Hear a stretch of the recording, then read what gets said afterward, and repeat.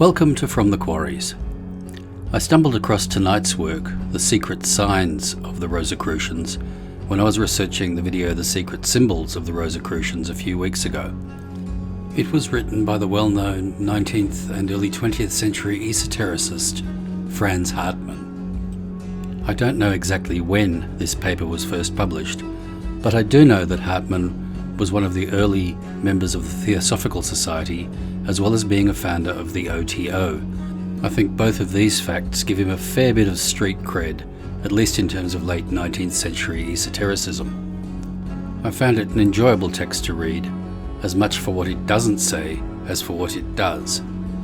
It's very clear, very lucid, and very easy to understand, and those facts in themselves are quite a rarity in the world of 19th century esotericism. I hope you enjoy it.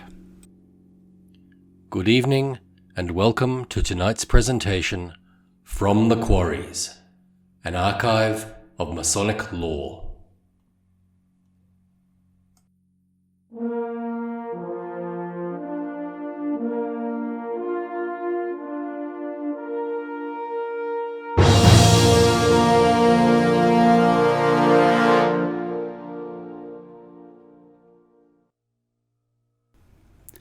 There are 16 signs by which a member of the Order of the Rosicrucians may be known.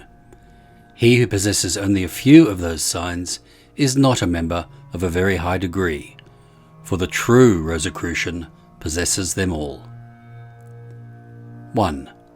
The Rosicrucian is patient. His first and most important victory is the conquest of his own self. It is the victory over the lion, who has bitterly injured some of the best followers of the Holy Cross.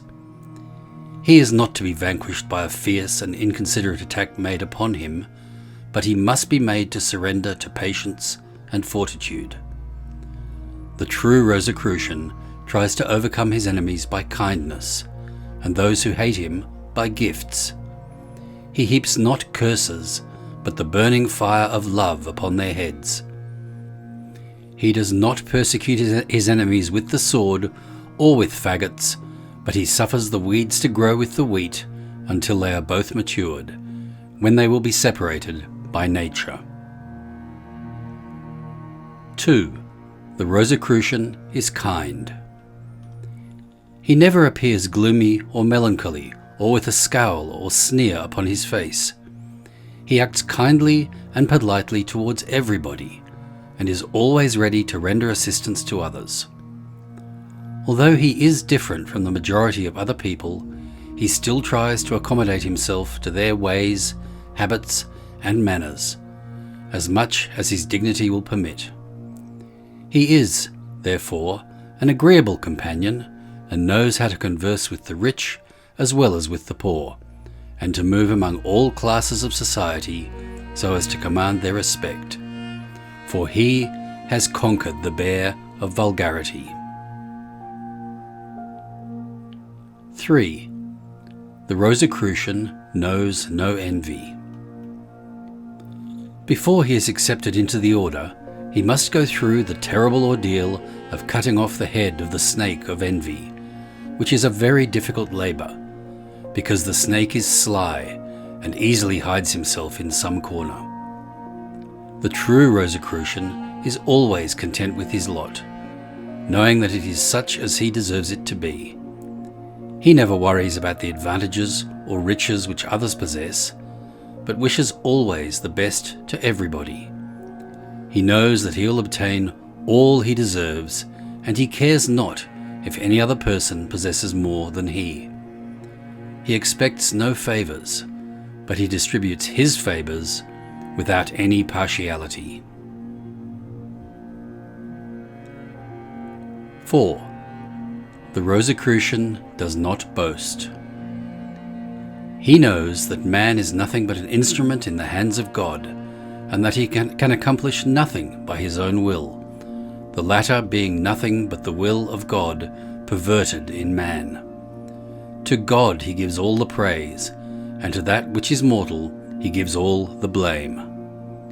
He is in no inordinate haste to accomplish a thing, but he waits until he receives his orders from the Master, who resides above and within. He is careful what he speaks about and uses no unhallowed language. 5. The Rosicrucian is not vain. He proves thereby that there is something real in him, and that he is not like a blown-up bag filled with air. Applause or blame leaves him unaffected, nor does he feel aggrieved if he is contradicted or encounters contempt. He lives within himself and enjoys the beauties of his own inner world, but he never desires to show off his possessions, nor to pride himself on any spiritual gifts which he may have attained. The greater his gifts, the greater will be his modesty, and the more will he be willing to be obedient to the law. 6. The Rosicrucian is not disorderly. He always strives to do his duty and to act according to the order established by the law. He cares nothing for externalities, nor for ceremonies. The law is written within his heart, and therefore all his thoughts and acts are ruled by it. His respectability is not centered in his external experience, but in his real being, which may be compared to a root from which all his actions spring. The interior beauty of his soul is reflected upon his exterior and stamps all his acts with its seal. The light existing in his heart may be perceived in the eye by an expert. It is the mirror of the divine image within. 7. The Rosicrucian is not ambitious. There is nothing more injurious to spiritual development and expansion of the soul than a narrow mind and a selfish character. The true Rosicrucian always cares much more for the welfare of others than for his own. He has no private or personal interest to defend or foster. He always seeks to do good, and he never avoids any opportunity which may present itself for that purpose. 8. The Rosicrucian is not irritable. It is evident that a person who works for the benefit of the whole will be hated by those whose personal advantages are not benefited thereby, because selfishness is opposed to magnanimity, and the claims of the few are not always compatible with the interests of the community. The Rosicrucian will therefore be often resisted by narrow-minded and short-sighted people. He will be slandered by calumniators. His motives will be misrepresented. He will be misjudged by the ignorant, ridiculed by the would-be wise, and taunted by the fool. All such proceedings, however, cannot excite or irritate the mind of the true Rosicrucian, nor disturb the divine harmony of his soul, for his faith rests on the perception and knowledge of the truth within himself. The opposition of 1,000 ignorant people will not induce him to desist from doing that which he knows to be noble and good, and he will do it even if it should involve the loss of his fortune or of his life. Being able and accustomed to direct his spiritual sight towards the divine, he cannot be deluded by the illusions of matter, but clings to the eternal reality. Being surrounded by angelic influences and listening to their voices, he is not affected by the noise made by the animals. He lives in the company of those noble beings who were once men like others, but who have become transfigured and who are now beyond the reach of the vulgar and low. 9. The Rosicrucian does not think evil of others. Those who think evil of others see merely the evil which exists within themselves, reflected and mirrored forth in others. The Rosicrucian is always willing to recognize everything which is good. Tolerance is a virtue by which the Rosicrucian is eminently distinguished from others, and by which he may be known. If a thing appears to be ambiguous, he suspends his judgment about it until he has investigated its nature. But as long as his judgment is not perfect, he is more inclined to form a good opinion than an evil one about everything. 10. The Rosicrucian loves justice. He, however, never sets himself up as a judge over the faults of others, nor does he wish to appear to be wise by censuring the mistakes of others. He does not enjoy gossip and cares no more about the foolishness committed by others than he would about the buzzing of a fly or the capers of a monkey. He finds no pleasure in listening to political or personal quarrels, disputations, or mutual recriminations. He cares nothing for the cunningness of a fox, the dissimulation of a crocodile, or the rapacity of a wolf, and is not amused by the stirring up of mud. His nobility of character lifts him up into a sphere far beyond all such trifles and absurdities, and, being above the sensual plane, wherein ordinary mortals find their happiness and enjoyment, he lives with those who do not think evil of each other, who do not rejoice about an injustice done to their brother, or make merry about his ignorance and enjoy his misfortunes. He enjoys the company of those who love the truth and who are surrounded by the peace and harmony of the Spirit. 11. The Rosicrucian loves the truth. There is no devil worse than falsehood and calumny. Ignorance is a non-entity, but falsehood is the substance of evil. The calumniator rejoices wherever he has found something upon which to base his lies and to make them grow like mountains. Opposed to it is the truth, it being a ray of light from the eternal foundation of good, which has the power to transform man into a divine being. The Rosicrucian seeks, therefore, no other light but the light of truth, and this light he does not enjoy alone, but in company of all who are good and filled with its divine majesty, whether they live on this earth or in the spiritual state. And he enjoys it above all with those who are persecuted, oppressed, and innocent, but who will be saved by the truth. 12. The Rosicrucian knows how to be silent.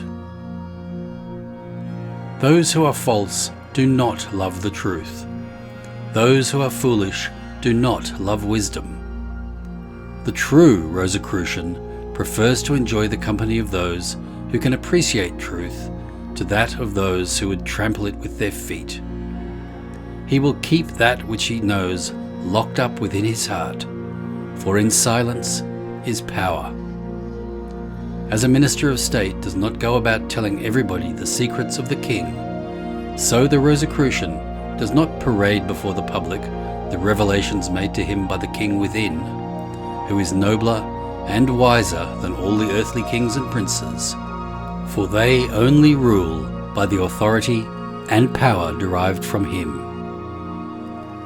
His secrecy ceases only when the king commands him to speak, for it is then not he who speaks, but the truth that is speaking through him.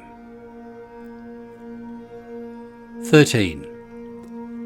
The Rosicrucian believes that which he knows. He believes in the immutability of eternal law, and that every cause has a certain effect. He knows that the truth cannot lie, and that the promises made to him by the king will be fulfilled, if he does not himself hinder their fulfillment. He is, therefore, inaccessible to doubt or fear, and puts implicit confidence in the divine principle of truth, which has become alive and conscious within his heart. 14. The Rosicrucian's hope is firm. Spiritual hope is the certain conviction resulting from a knowledge of the law, that the truths recognized by faith will grow and be fulfilled. It is the knowledge of the heart, and very different from the intellectual speculation of the reasoning brain. His faith rests upon the rock of direct perception and cannot be overthrown. He knows that in everything, however evil it may appear to be, there is a germ of good, and he hopes that in the course of evolution that germ will become developed, and thus evil be transformed into good. 15. The Rosicrucian cannot be vanquished by suffering. He knows that there is no light without shadow, no evil without some good, and that strength only grows by resistance. Having once recognized the existence of the divine principle within everything, external changes are to him of little importance and do not deserve great attention. His main object is to hold on to his spiritual possessions and not to lose the crown which he has gained in the battle of life. 16. The Rosicrucian will always remain a member of his society. Names are of little importance. The principle which presides over the Rosicrucian society is the truth, and he who knows the truth and follows it in practice is a member of the society over which the truth practices. If all names were changed and all languages altered, the truth would remain the same, and he who lives in the truth will live even if all the nations should pass away. These are the 16 signs of the true Rosicrucians, which have been revealed to a pilgrim by an angel who took away the heart of the pilgrim, leaving in its place a fiery coal, which is now incessantly burning and glowing with love of the universal brotherhood of humanity.